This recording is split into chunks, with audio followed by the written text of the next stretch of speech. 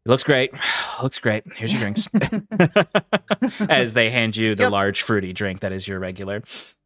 Yes. Excellent. As Clint buys Kiki a drink, finishes his, you get your payment. He walks out saying, "See you on the next job." Is there anything you two say before splitting up? It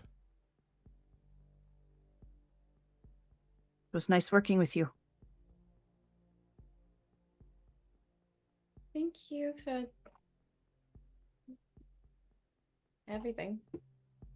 It wasn't much, but you were kind of my hero, so I was really worried I'd be disappointed, or that it wouldn't be everything I wanted it to be, but you're very different to what everyone says you're like. You're really awesome. Astrid doesn't know how to process a compliment. But she knows, I know that to say thank you. So thank you. If I may leave you with a bit of advice, if you don't think about what other people think of you, there is no disappointment. Bye. And then I leave and I go find a dumpster to go start digging in again. Oh, that's perfect. Go Go ahead. Sorry. Clay. No, go ahead. One thing I want to do when I get home. So I want it to be the final thing of the session. So you wrap up these guys first. Sure. So you hear, I imagine Astrid almost like flees from this conversation after saying bye, and like kicks the door open 100%. and runs outside into like the rain out there. As Kiki, you kind of she left behind a very massive, lovely, fruity drink that you can finish.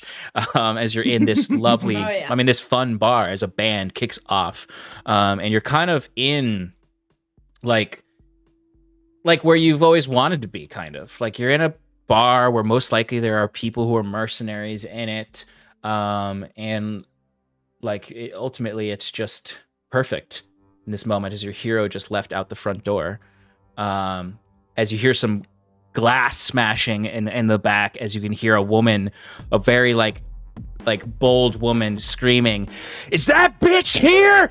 As you can see, this woman kicks a door open. You can see this like very bodacious woman, tall, corset tied tight, with no witch's hat where there's supposed to be a witch's hat. This gap-toothed grin on her face, makeup caking her face, probably in her 40s, 50s, as she kicks down and has a shotgun in her hands and looks over the bar.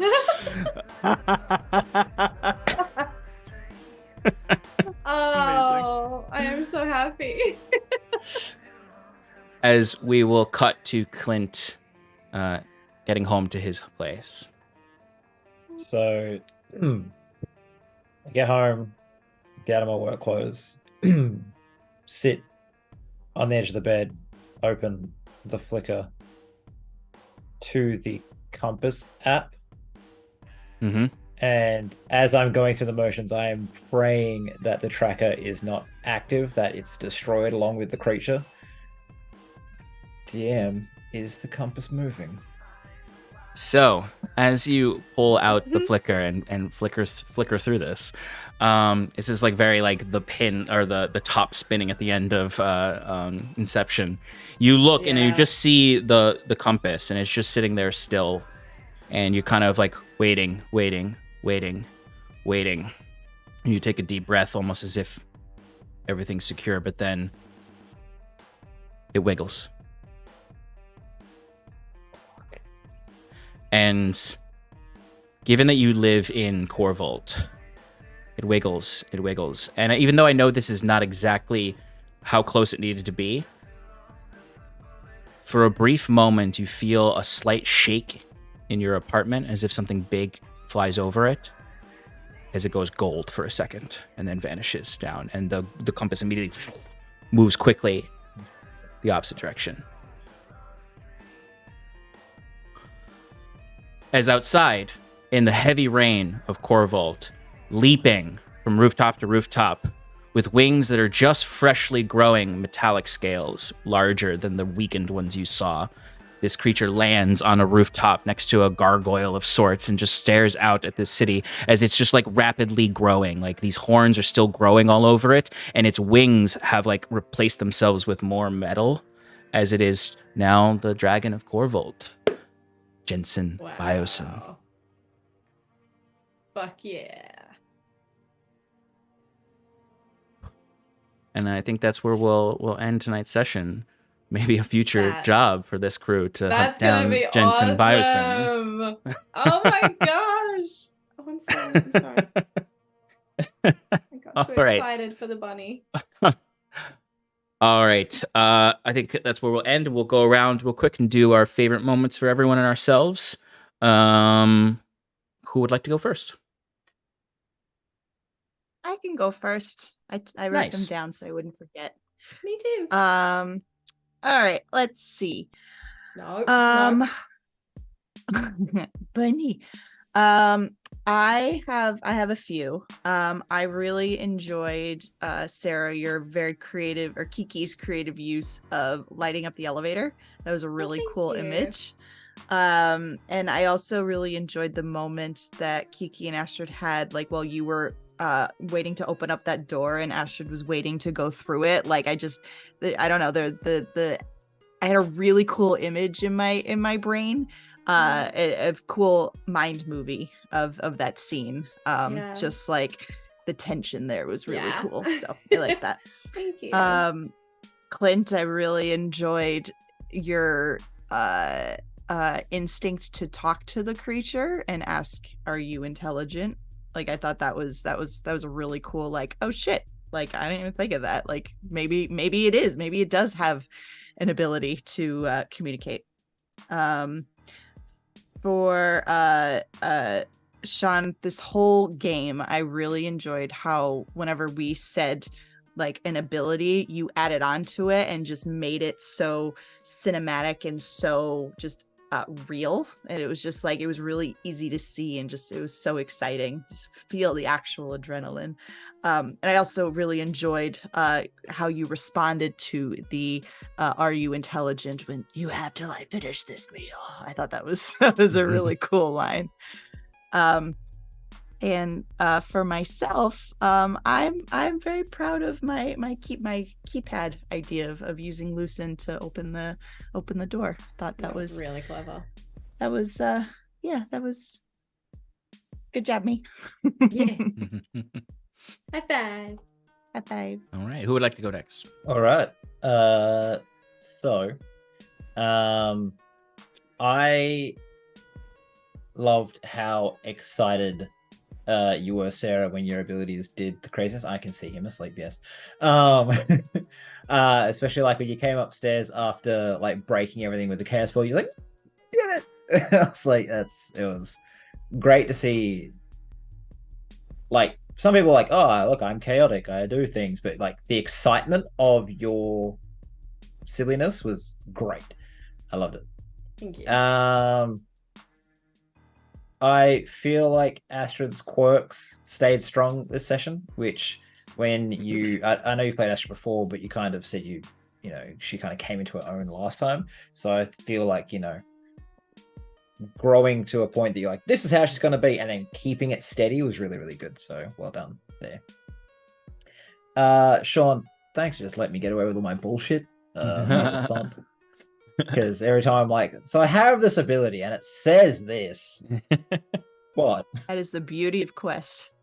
Yeah, that's why I like the game is because you can ask that. I mean, you can do that in D&D, but it's easier to say no in D&D. Like Sean and I had a quick chat in the break of like exactly how I would have to like 1v1 a dragon, and it was just a high roll that stopped that from happening, I think, right? Like the 19 was the only reason. Yeah, the 100%. Like you would not have, like the dragon was about to attack you. It was going to be like it hits you and maybe it tries to hit you, gets repelled, and then whatever you do next is going to determine. Because the thing is, the only thing the dragon could have done to hurt you is it does have a breath attack. Yeah. So, yeah, it would have been rough. So thanks for that. Mm-hmm. And yourself? Moving. My bullshit. Just I enjoy creatively using mechanics. So I'll Down. say that like letting me use all of these like that, and me coming up with the ways to use like that. So yay, both of us, Great. teamwork.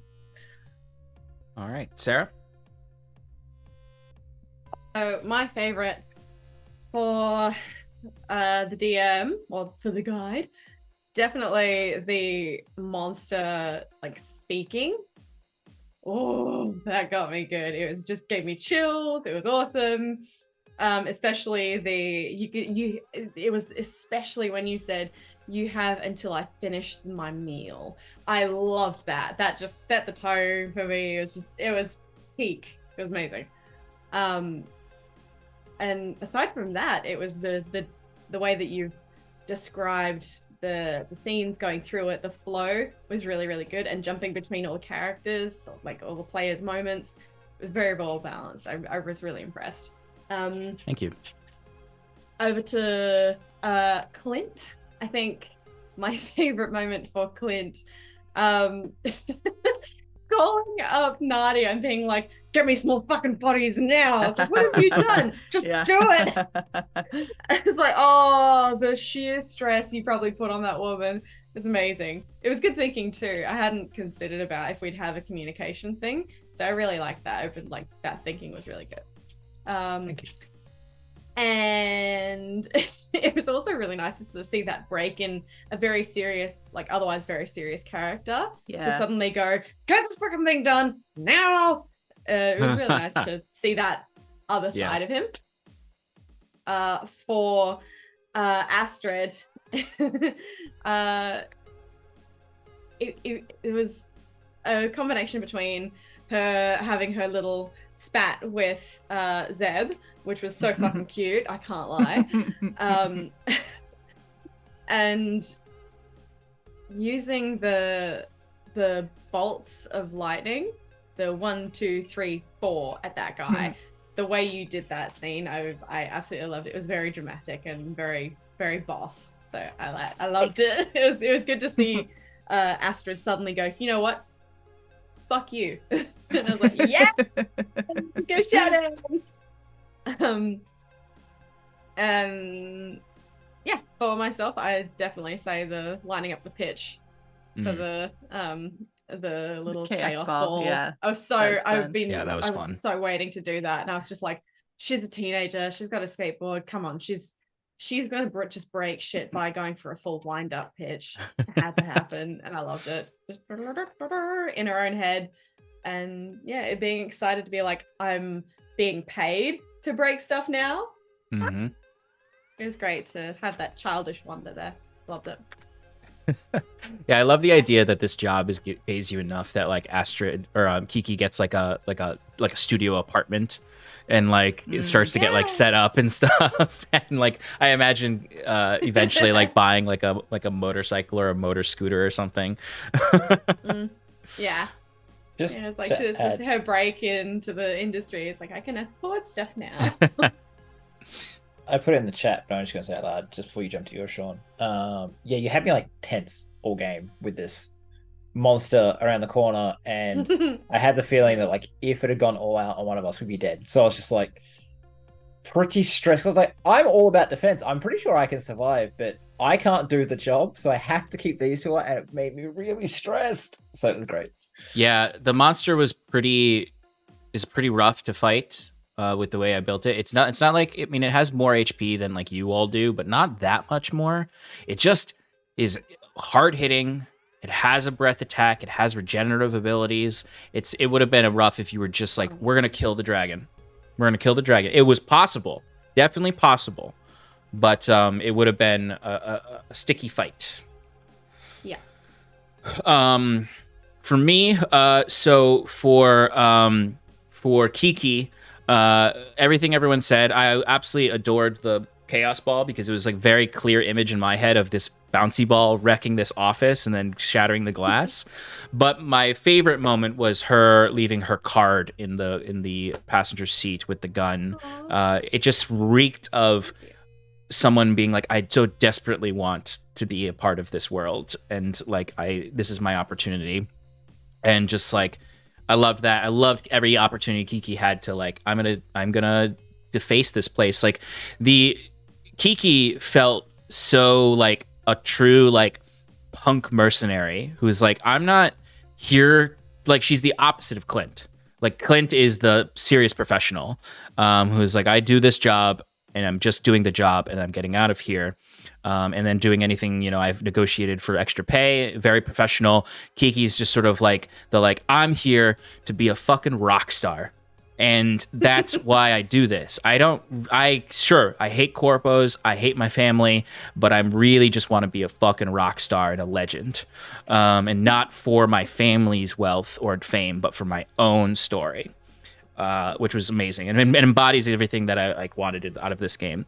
And Astrid, Shannon, I'm just really happy to see you like fleshing these new muscles of trying a different character out and different character motivations. I'm really happy that you liked it and that you enjoyed it and that it started to come naturally and that you were really interested in exploring like a different. I thought it was very interesting to role play with you with that because you like it was just different. In a good way, like where it was this wasn't like, oh, this character is very specifically something, and like even the back and forth with Zeb, it was like not the usual kind of like your character is giving sass talk, back talk. It was very much Astrid being like, no, I'm not gonna let him have the last word because he's stupid and I'm smart. That's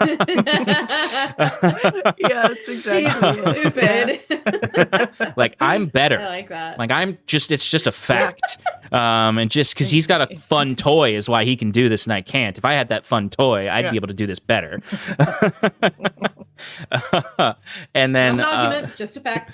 Exactly. And I felt like it was fun because I could feel the more the session went, the more you, similar to the last session, the more you fell into that role and you like started to know like this is what Astrid would react this way. And I thought the best moment of this was where you were the most not traditionally Shannon character, which was Clint dragging a man and tossing him down an elevator. Every other character I've ever had you for would immediately be like, why the hell did you do that? And immediately be like, that was a person, and immediately get into like this very like emotive like person who has high empathy and doesn't want anyone to die or get hurt.